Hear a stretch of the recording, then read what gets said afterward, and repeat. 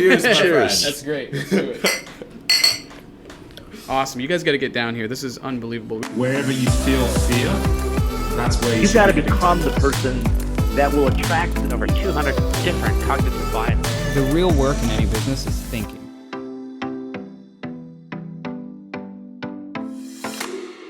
Well, hey, everybody. Welcome to the Finding Leadership Within podcast. We are so excited because we have another amazing leader on the show today. My name is Cody DeGraff, and I'm here with my co-host, Gabriel Klingman. What is up? Welcome. This is going to be so much fun. Not only are we in Gritty's itself, but we are interviewing the guy of Gritty. So don't forget to hit that subscribe button. Show him some love. Right back to you, Code. Awesome. And yes, and as Gabe said, we are here. Maine would not be the same without this dude.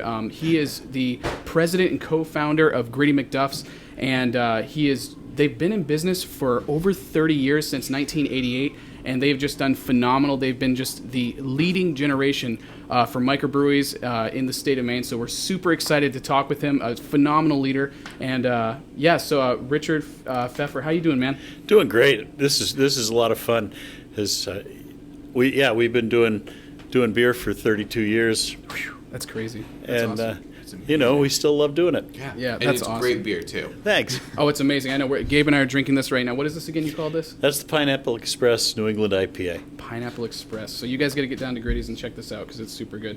So, all right. Well, Richard, what we like to do is we like to kind of start the podcast off with some icebreakers. We call it the 5 random, and we're basically going to ask you 5 totally random questions, completely irrelevant to the rest of this interview. So you down for that? Okay, hold on. Yeah, there you go. All right. Here we go. All right, so what was your first job?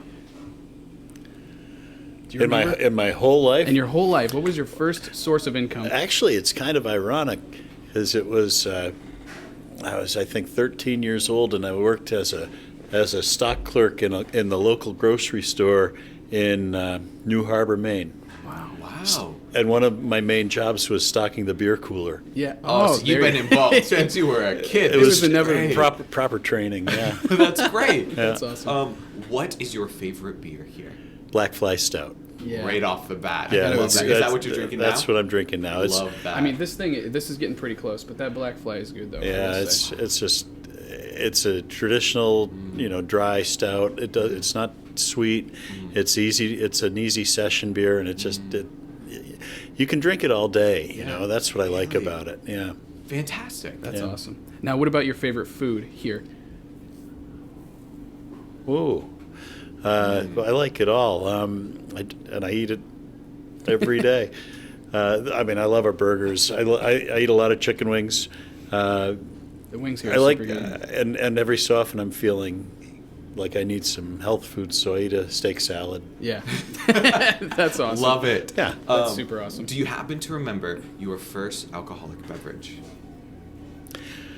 You don't have to tell us how old you were when you had it. It's kind of a funny story. I don't know if it was the first, but it was the first I remember. For my 11th birthday, my brother, who was 13, bought me a 6-pack of Bud 16-ounce bottles. Hilarious. Wow. So my friend and I thought we were pretty cool. And At 11 years old, Right? Yeah. So I was born in summer, so it was late June, and we had to store it in a barn. It was hot. Mm-hmm. It was probably 90 degrees. So my first beer was a 90-degree Budweiser. You've come a long way. That's awesome. It wasn't terrific. I don't remember it as being great. Yeah. Wow. All right, and then the final question is, because I've seen pictures online for you doing both these things. Do you prefer golfing or skiing more? Which one do you like more? Oh. Well, I guess it depends on the time of year. Yeah, that makes sense, right? Yeah. I guess, no, that's a really good point. That's a very good point. I guess I should have thought about that. I think that skiing is better exercise for the body, and golf is better exercise for the mind. That's really good. That is beautifully put. Well, that's fantastic. And golf is better for drinking beer. Yeah, probably. Yeah. I don't think But your skiing- game isn't so good. Have you tried skiing down a hill with a beer? Not with the beer, but with the influence of beer, yes. That's Yeah. Fair enough. Yeah. Oh, I love our 5 random questions because I really feel like we get to know the guests. But I don't want it to just stop there. So, first question of the full-on interview: what is your story, and how did you get to be the man that you are today? Pure guts and determination. Yeah. Damn. Yeah. Well, the story goes something like this.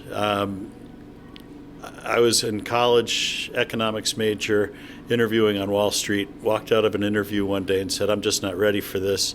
So I decided I was going to travel around the world. And I was going to head west and not stop till I got home. Didn't end up working that way, but I ended up riding a motorcycle across the country and down the West Coast, and hopped on a sailboat in San Diego doing a delivery to Australia for the America's Cup, and sailed through the South Pacific, got thrown off the boat in American Samoa so that they could reduce crew, and that was the last American territory, so they didn't have to pay to send me home. So my buddy and I flew from there to Hawaii and ended up working on a boat in Hawaii with a refitting a boat. And I was talking to the engineer on the boat one day, and he's from Australia, and I said, I think I'm going to go back to Maine and open a pub. And he said, well, why don't you open a brew pub? And I said, what's a brew pub? And he said, oh yeah, this guy in Brisbane, he has one, and they make their own beer and sell it right over the bar. I was like, wow. In 1986, that was a fresh idea. Yeah. And so I came home, and Geary's, well, I got a job as a stockbroker in Portland, and Geary's opened in December of '86, and I went over, saw David Geary, and said, I'm thinking of opening a brew pub. I said, can you help me? He said, yeah, go get the money. I said, okay. So I went, figured out, I didn't even know what it was going to cost, so I went hustling, building a business plan. At the time, I was, 22 years old, probably, Yeah. and 23 at the time, I guess. And I went around, built a business plan, chasing money. At the time, connected with 2 other guys who wanted to be a part of it, and so we put it all together, and by hook or by crook. And then right toward the end, we still didn't have the money, and my partner Ed Stebbins came in. I brought him in, and we kept going, working at it. And finally, we figured out how to get the money together, and we got this location, which was tremendous. Without this location, we probably wouldn't have made it. Right. And so there we were. I was 24 years old. We opened up, at first we didn't have our own beer. We were building the brewery. The brewery was actually right where we're sitting right now originally. Wow. And So this was the first one. This was the first one. Yeah. Wow, that's awesome. So And we're in the original room right here. You're in the. Actually, There's this some history this with was that. probably the walk-in cooler right here at first, and we opened serving, I think, 7 or 8 different beers on tap, but none of them were ours. We were still building the brewery, and we had so much fun because we were, here we were, 23, 24 years old. So we had all these friends. I played rugby. The rugby guys came in, and we just had, and it was great. And finally, that was in July. We opened the brewery in December. Sold our first pint of our beer December 21st, 1988, and it was appropriate. I thought that it was the shortest day of the year, Yeah. That's the longest funny. night of the year. Right, I guess, exactly. is a better way Yeah, of looking exactly. at Do it. you think that there was that distinction? You said you were a stockbroker, and that's what you're going for, and then you transitioned now to, you said to travel the world and then open a brewing company. Do you think that was kind of a difference between pursuing money and pursuing what you were passionate about? Interesting question, because I used to think that money was like really important, and I always figured I'm just going to get really rich doing something, right? And in the early days of this, I thought, well, we could make a lot of money doing this, and it turned out that apparently wasn't the most important thing to me, because I've had so much fun doing this, and we've made a good living doing it over the years. We've had our ups and downs. Sometimes you don't make any money, but apparently this was more my lifestyle than anything else. I don't think there are too many people that are making a fortune in the beer business. Right. There are a handful. Yeah. But most of us do it because we like it. Yeah. Correct me if I'm wrong, but you took this to a level of you were kind of lobbying for microbreweries to be more of a thing, or what was that all about? Well, when we started, there literally were no laws about it. I mean, a fellow named I want to say Cabot from Waldoboro.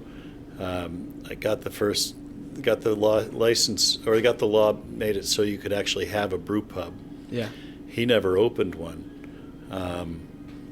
So there were laws, but mostly the laws around alcohol and beer were written to protect beer wholesalers and the big brewers, Anheuser-Busch. So until the mid-'70s, 70, whenever Jimmy Carter did it, I can't remember what year, but between 76 and 80, he made it legal to homebrew, and that's what got the whole craft side going. But there literally were no. So I had to go to Augusta all the time and lobby the state just to make it so that the laws were actually functional. Yeah, totally. There were things that we couldn't do. Like we couldn't have the brewery and the bar in the same premise. Really? So they had to be. Wait, what year was that? This was in '88. Oh my goodness! So wow. So you actually could not even have a door into the brewery from inside the building. You had to go outside the building and in a different door. Right. For no reason. For no good reason. Yeah. It was just the way the laws were, and so they enforced the laws by the letter of the law. So I spent a ton of time, and which was great because I know a lot of people in Augusta, and you build long-term relationships with people that you're working with to try and change stuff. So it was a good experience for me. Yeah, man. Of course, you always have to fight City Hall all the time when you're in any business. So Seriously. I've spent a lot of time doing that stuff. Right. Yeah. Yeah. So with all of this being said, you and I talked a little bit about, right before we hit record, about COVID, the big topic for 2020 especially. Yeah, it's fun to talk about. Oh, isn't it? Probably even more fun to experience. Right? Yeah, it's been great. Oh, yeah. yeah. So what has that been like? You have an interesting perspective on that, and how it's been a great opportunity for you guys. So what has that been like? Well, we wouldn't be in business if you didn't make lemonade out of lemons. Come on. Yeah, right. It's just when it first happened, I was stunned. I mean, I did a Facebook thing I think I just wrote it. I don't think I could have said it. Last St. Patrick's Day, when I was literally the only person in this building, and I stood upstairs, took a picture of myself drinking a Black Fly Stout, and nobody else in the building. And crazy. it was really sad. Yeah. It really was sad. I couldn't really understand what was going on because none of the politics of it ever made any sense to me. But Seriously, I agree with you on that. but I everybody's got a different view on COVID. Yeah. So if I hadn't figured out that, well, we just have to keep moving forward, I would have gone nuts. Yeah. And so I just decided, well, we have a lot of projects we need to get done. Let's just figure out how to do them. And we were fortunate that we had just sold a property, so we were in a pretty good place to stay alive during this time. And so we just started fixing up each place. I put a new HVAC system in here. I refinished, all these tables got refinished. Beautiful. They look beautiful. Everything got attended to that hadn't been. Yeah. And so I look at that as if we hadn't had the time, the shutdown time, a lot of stuff couldn't have gotten done. And it's really hard. It's really hard to keep a place up when you're open 16 hours a day. Yeah, Oh, seriously. absolutely. How long were you shut down? We were shut down from March 16th to, I want to say, June 1st. Yeah. And we tried to do And that's like, how many locations do you have again? 3. It's 3, okay. Yeah. So we did takeout. Freeport and Auburn did really well with takeout. Yeah. Portland didn't do as well with takeout, but we tried it, and we wanted to keep we kept all our managers and paid them well, and we had to lay off most of our employees, but we kept a core, and so we were able to do enough business to at least help cover that. And we didn't know what was going to happen with the PPP money. That was being evolved. I think we didn't get that until I want to say July. Was it? Wow. June or July. Yeah. And so That's wild. that was a lot of carrying. Yeah. But it worked out, and we reopened. I want to say June 1st, but it was sometime in June we reopened. But it was all, you don't know if you're going to be open for full business, or can you have 10 people in your place, right. and what kind of steps do they have to take walking in the door? They have to walk backwards, or it depends what the governor wants. It really sucks too, because like I remember we always come here during New Year's. Yeah. Oh, it sucked, dude. I mean, nothing was open in Portland. It was completely shut down. That was pretty. Oh, dude, it was so bad. Yeah. But it is what it is, and we complied with the governor the whole way. Yeah. And some people didn't, but we kind of figured we were way better off just to. And a lot of our customers are still very nervous about this, so we respect the customers' fears and concerns, and that's kind of what it's about. Yeah, it makes sense. It does. Yeah, it sounds like you've been awesome with that. So, I mean, obviously you've been a phenomenal leader. I mean, you've done so well for 30 plus years. I guess my question is like, were you just a natural born leader, or did you develop into that? Like what? Can you kind of share, do you have a personal development kind of thing going on, or? Oh yeah, that's what I do. I look in the mirror every day and say, how can I be a better leader? No, I don't know whether it was about that or not. I think it was more of I knew what I wanted to do. Yeah, totally. And Come on. I knew I kind of needed it.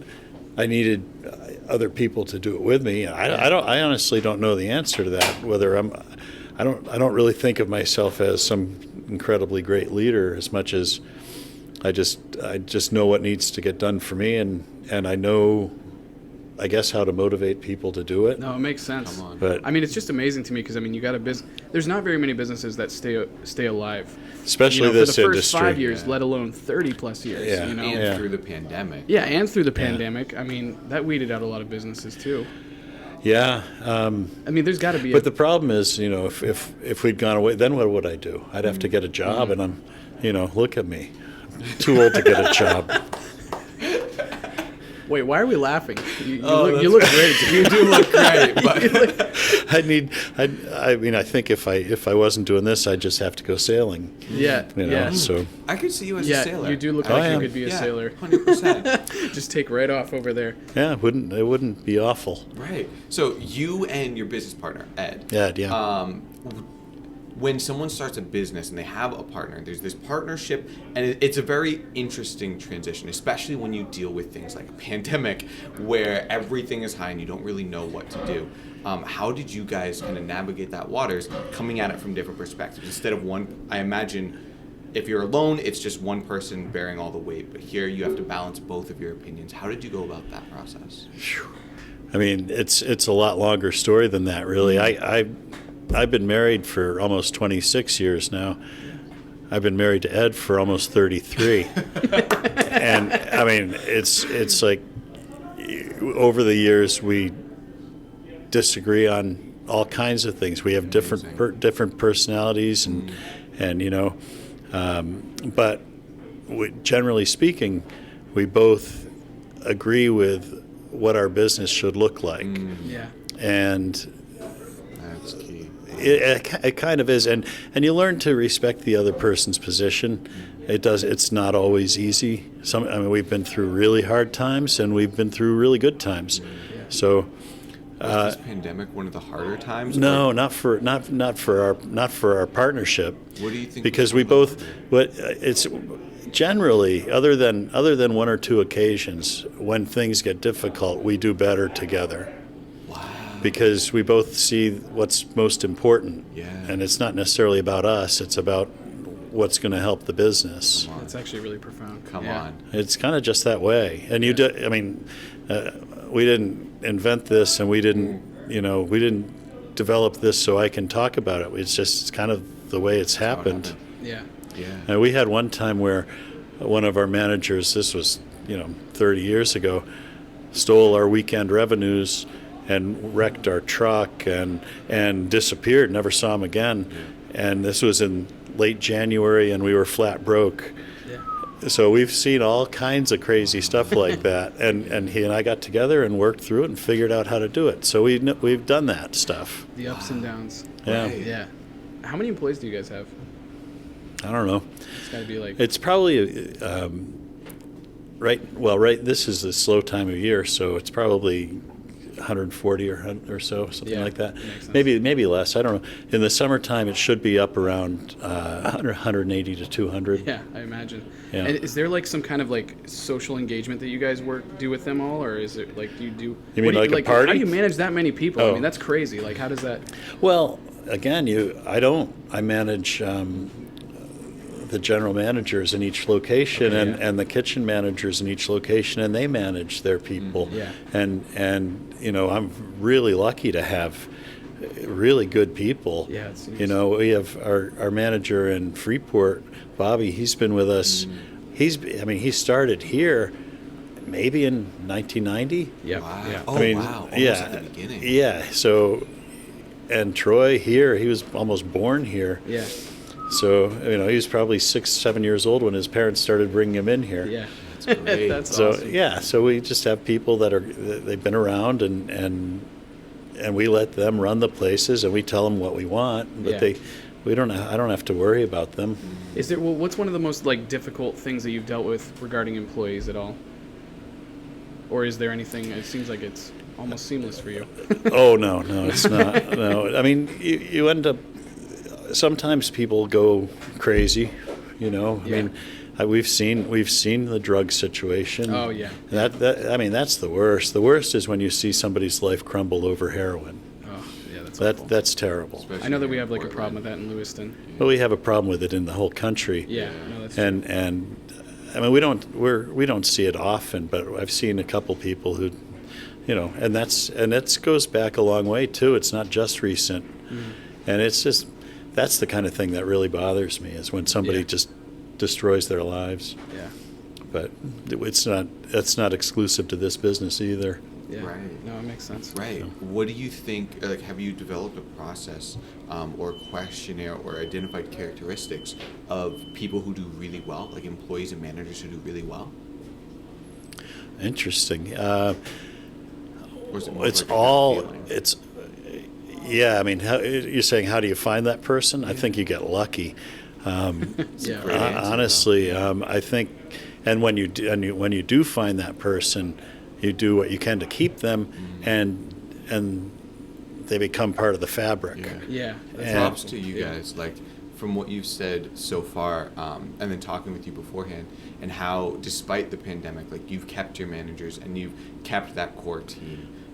Props to you guys. I know a lot of people didn't go through that route, and so I know you value. That shows that you really value your employees. You value the people, like you said, they're your family. Yeah, and there are a lot of businesses that did do that too. I mean, there's some businesses that do a great job of taking care, probably better than we do, of taking care of their employees and treating everybody like family. And I think you kind of have to do that to the best of your ability. And some people want to take advantage of that, and other people don't. And it's just it all sorts itself out if you let it. Come Yeah. on. Yeah. So when you first started, you said you were, how old were you when you first started? When we first Yeah. by the time we opened, I was just turned 24. That's wild. Yeah. First off, The freaking props. the first brew pub in the state of Maine when you're 24 years old. That doesn't suck as fun.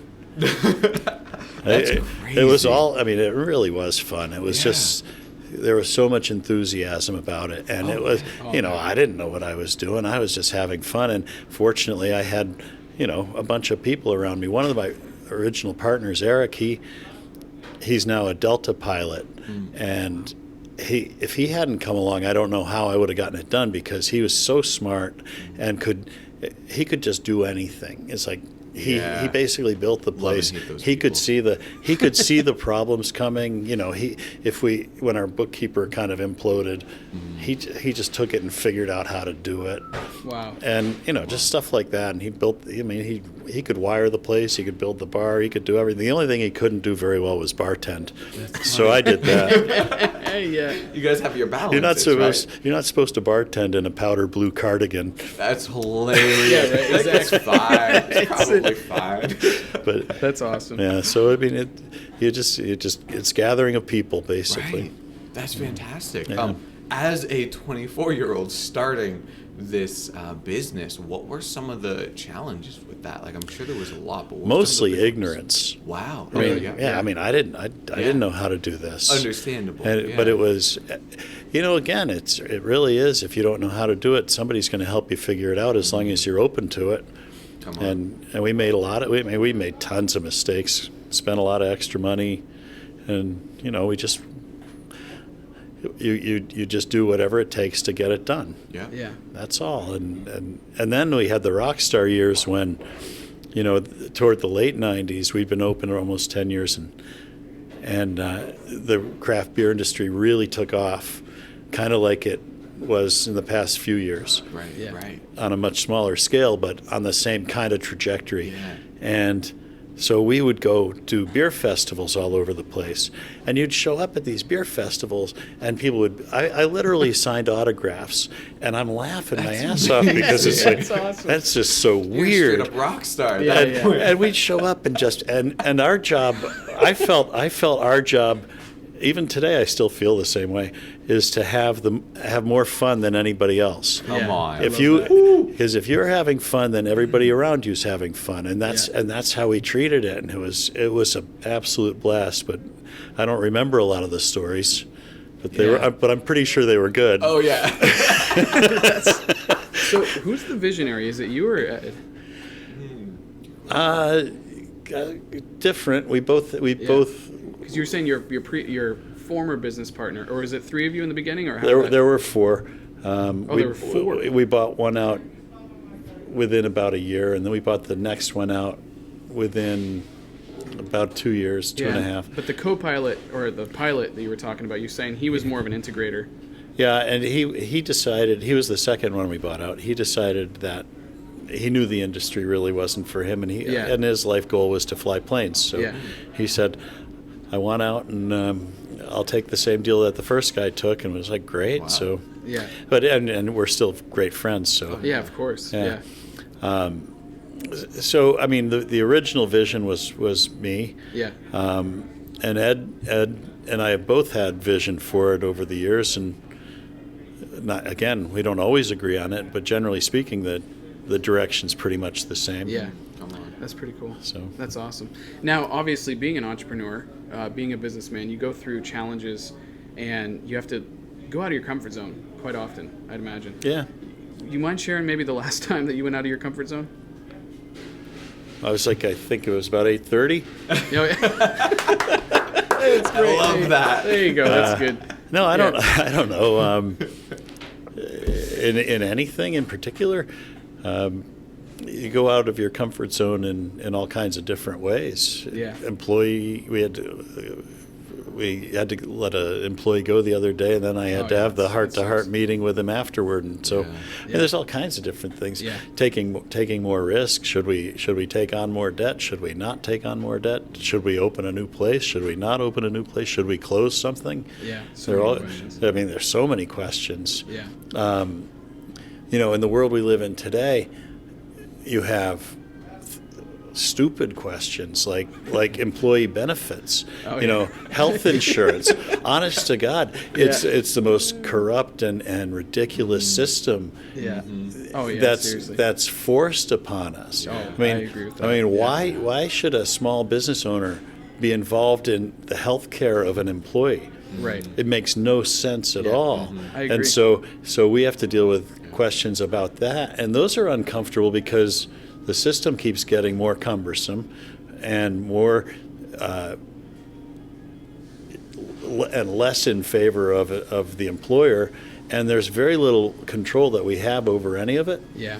And so we end up looking like, well, we don't care. Yeah. But it's not that you don't care, it's just you don't have any control, and if you do everything that they want you to do, you're going to go broke. Right. Yeah.